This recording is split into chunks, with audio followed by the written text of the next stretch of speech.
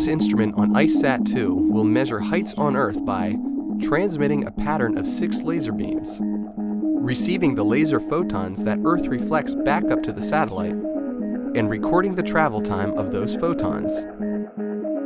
First up, transmitting the laser. Hey there, I'm Tyler Evans, an optomechanical engineer working on the Atlas project for the ICESat-2 mission.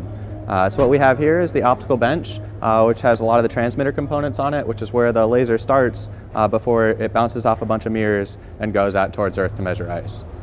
So the laser comes out of the box off of the fold mirror, and the fold mirror folds it 90 degrees, so it comes out towards the rest of the bench. Then it encounters this optic, which is the polarizing beam combiner, or the PBC, which sends the light in 2 different directions. So it picks off a small percentage of light to go through the periscope and into the laser sampling assembly. So one of the channels in the LSA is the start pulse detector, which is basically the stopwatch of starting and stopping that timer for how long it's going to take the photons to get back down to measure the ice and back. And that's really how the scientists are able to calculate what the elevation of the ice is by knowing that time that each of the photon travels. The rest of the beam comes out through the PBC, out towards the beam expander. It hits the small mirror first, and it's 10 millimeters at this point.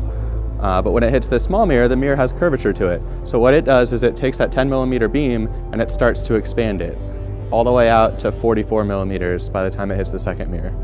Once it hits the second mirror, it has curvature in it, which recollimates it. So now, instead of expanding, it's now staying at a constant size of 44 millimeters all the way out through the rest of the bench. It then goes through the beam steering mirror, which is right here.